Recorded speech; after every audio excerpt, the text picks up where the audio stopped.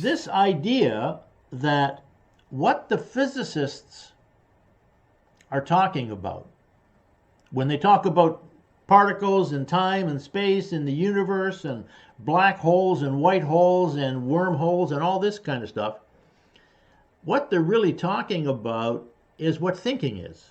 Or at least it's a metaphor of how I understand what thinking is.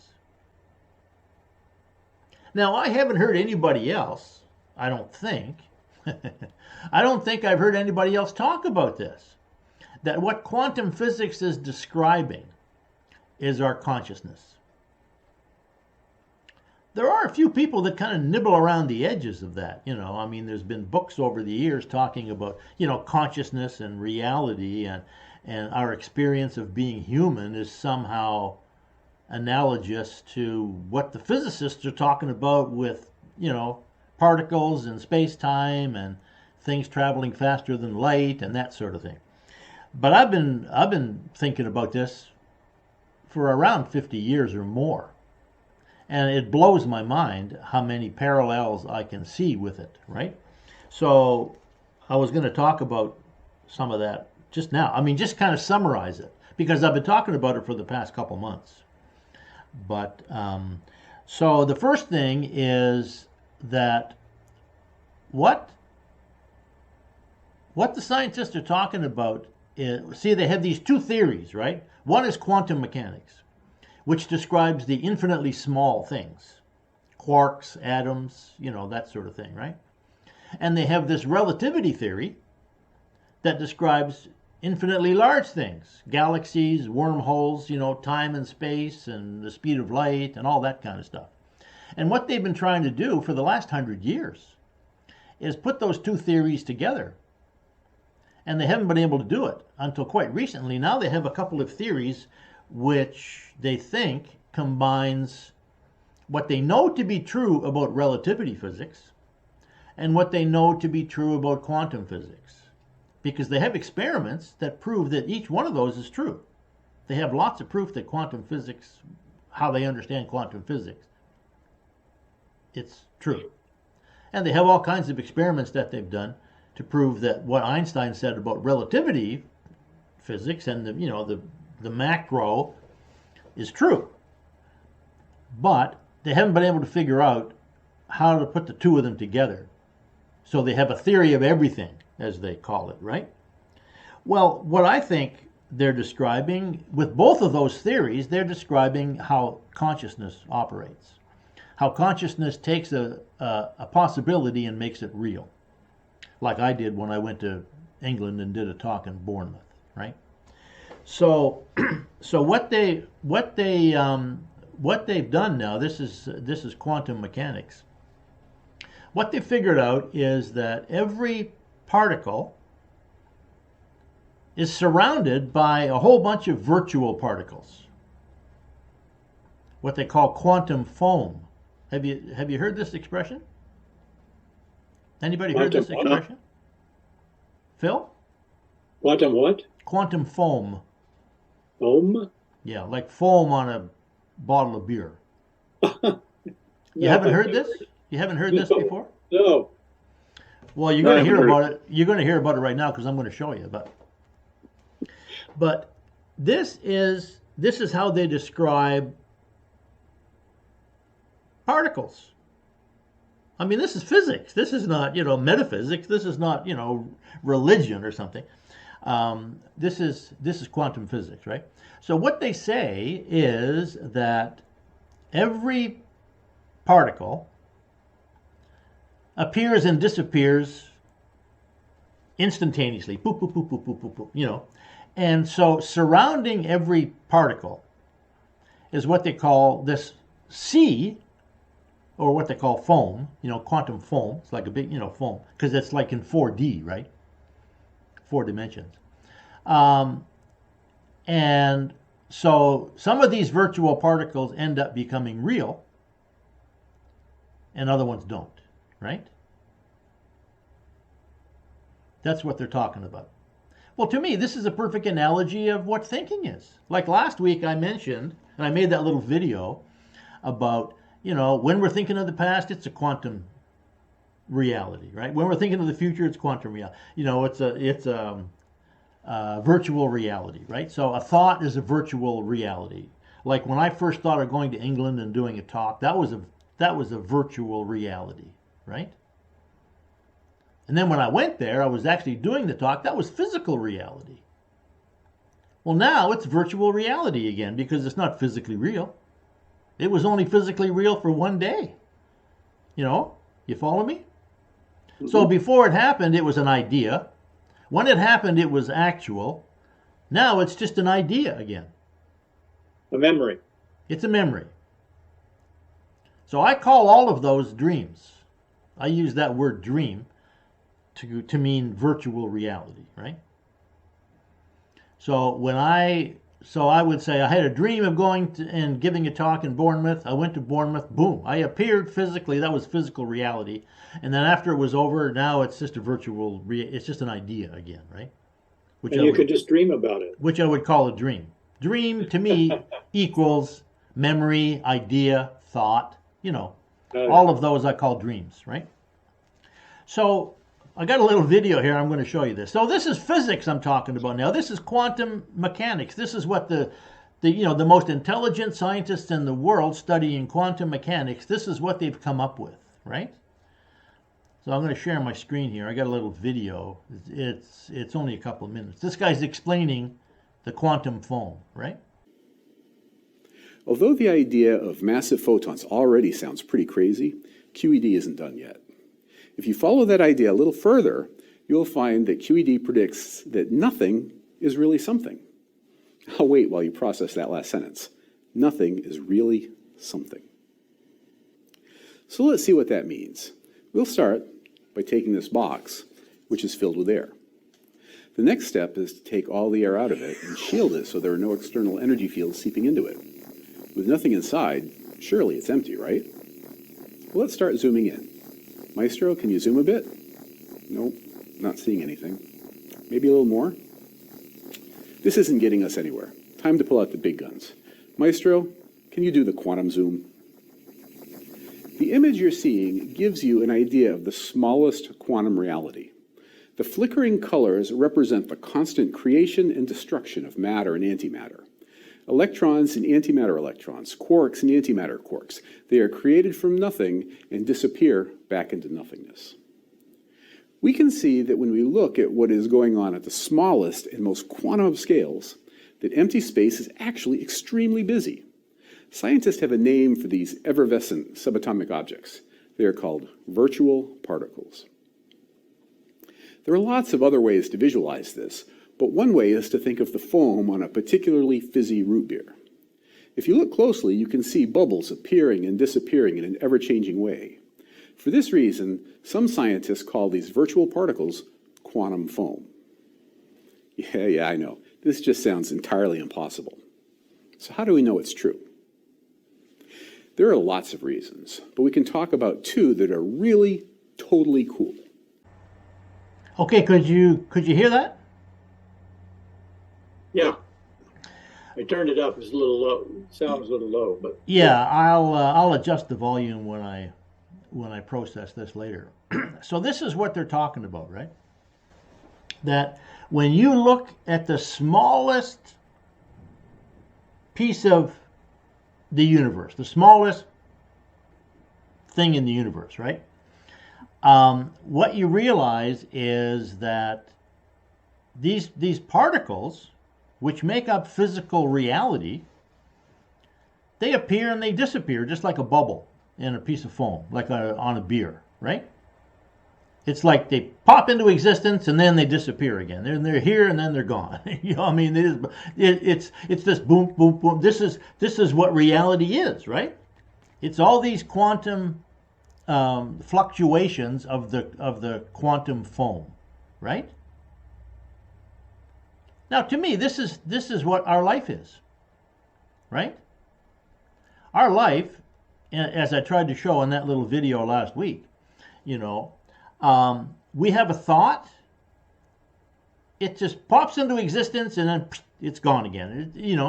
It's not real. It's not physical. It's just a thought, right?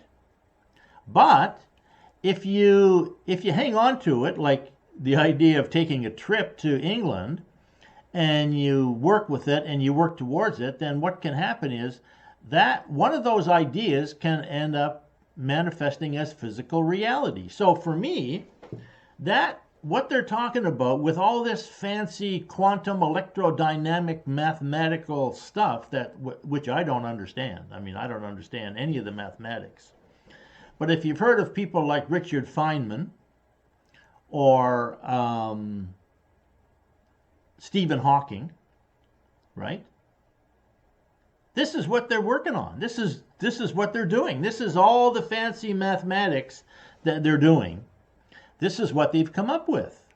That this is reality, right? Well, to me, this is life.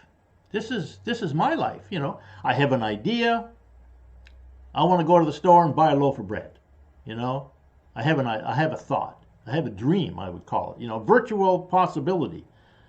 Am I going to go to the store and buy a loaf of bread? Yes or no? Well, if I say no, then that never manifests as physical reality.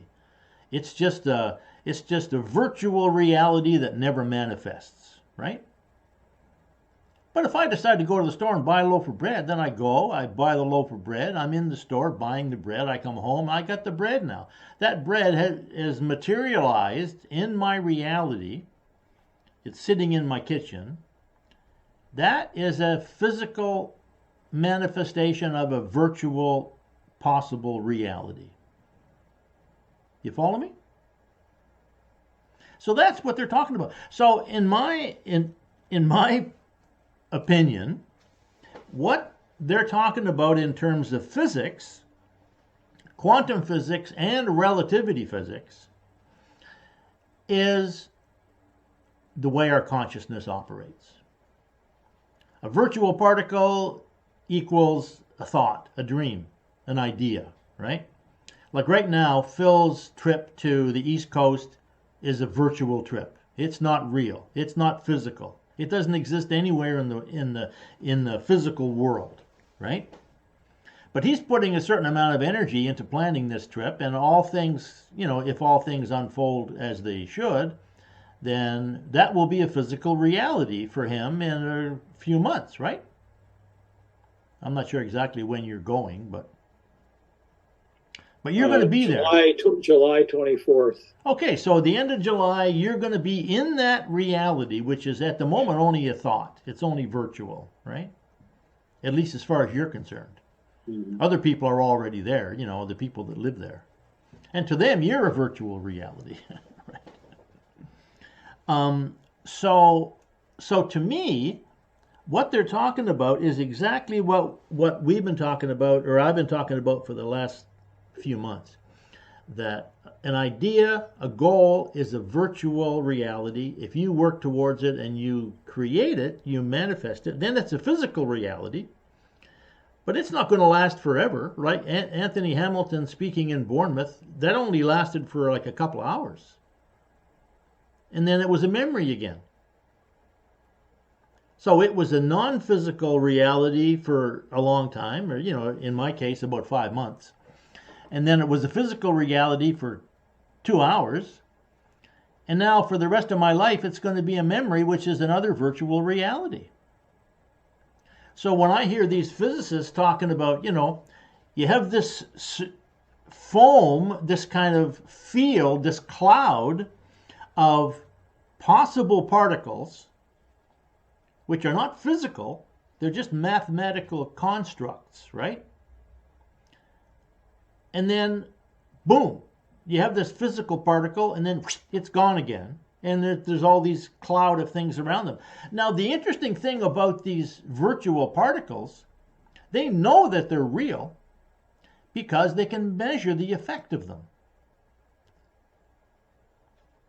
You know how they discovered Pluto, Phil? You know how they discovered it, right? It was spotted on a plate of. Yeah, but before, and they could see its movement. But before they spotted it, why were they even looking for it? Well, gravitational influences on other bodies. That's right. Yeah, they were looking at Neptune, and they said, "Hey, wait a second. Neptune's orbit is being affected by something, right? There must be another planet out there." And they started looking, and they found Pluto. So that's what I was trying to illustrate last time when I talked about, if you had a nail on a string in front of a screen, and the nail started to swing towards the screen, you would conclude at some point, hey, there must be a magnet here attracting this nail, right? Yeah, my wife thinks that with the brownie dish when one's missing. Yeah, exactly. So, in other words, this is what scientists are saying, right? Is that everything that is real, every atom that is real, or every quark, because atoms are made of quarks, but everything that's physically real, before it's physically real, it is a probability. And it's physically real for a while, and then it disappears back into this quantum foam, right? So that, to me, is a perfect analogy of how my consciousness works and how all our consciousness works. We have a thought. I call it a dream or a goal, whatever. A goal is different from a dream, of course, but they're both virtual, right? But then you work towards them and you create them, and then it's physically real, and then after a while it's gone again. It's not physically real anymore because time passes, and it's, So that audience in Bournemouth, they came together for a couple hours. I was there, boom, and now they're all separated again, right? So to me, this is really amazing. That what science has at least given me, and this is what I'm trying to share with people. This is what I wrote my book about. This is Mind, Time, and Power. This is what my book is about. It's that thoughts are real. They have a real effect. Kehoe says thoughts are real forces. When I had that thought about giving a talk in England, it had a real energy to it, and the energy was, hey, that would be fun. I could feel it, right? I could feel the energy. So I thought, hey, I'm going to try and make this real, because that would be fun if I did that. And it was fun. And it's fun now too, even though I'm remembering it, because it has a positive effect. So this is, in a sense, the effect of a virtual idea, a thought, right? Thoughts have real energy to them. And now they've proven that if you think a certain thought over and over again, it changes your brain. They can measure the effect of a thought in your brain. You think the same thought over and over again, and they can actually see your brain changing, growing different neurons, right? And of course, Wallace Wattles said this, and he's not the only one, but Wallace Wattles said it, in 1910, that if you form the habit of thinking in the way that I'm describing in this book, it will change your brain. And all the scientists said, that's ridiculous. What a fool he is. Doesn't he know that thoughts don't change the brain? The brain makes the thought. They considered a thought to be what they call an epiphenomenon of the brain. An epiphenomenon is something that's only there because something else is there. Like, for example, gravity is an epiphenomenon of matter, right? Or a shadow, you can stand in front of a wall and shine a light on you, and there's a shadow behind you. That's because you're blocking the light. So that's an epiphenomenon, right? So this is what scientists considered thought to be. It's an epiphenomenon of brain activity. The idea that brain activity would affect the brain is like saying, hey, the shadow can affect the person standing in front of the wall. It didn't make any sense to them. They said this is ludicrous, right? But when they did the experiments, they found out it was true. And it blew their minds. And as I mentioned before, the person who initiated the experiments and convinced the scientists to actually do the experiments was the Dalai Lama, who's a guy that has no experience of physics, but he comes from a 2,500-year-old lineage of people who know a lot about thinking. And he was convinced that if you practice Buddhist meditation, you're going to change your brain. And when he first approached the scientists in the mid-70s with this idea, they laughed at him and said, "You're out of your mind. What do you know about neuroanatomy and brain physiology? You're saying thinking changes the brain? Don't you know the brain produces thoughts? Thoughts don't produce the brain?" Well, he was right. Wallace Wattles was right. So to me, that's the most exciting, or at least for me, it's the thing that made the most sense to me. And when I first started to realize this, going way back to the 80s, this idea that thoughts are real and they change the physical world, and this is why when you think about a goal, you can produce a physical result. This to me explains the whole force behind positive thinking, meditation, goal setting. This is the most exciting thing I've ever come up with in my entire life. This video is a short clip from session number 76 of our series in live question and answer calls. In this session, we're talking about the connection between your thinking and the creation of your goals as physical realities in your life. Your goals start out as a thought, and by following a certain sequence of thinking, you can manifest your goals as physical realities. If you're interested in joining these discussions, simply go to www.mindtimeandpower.com and follow the link to join the community.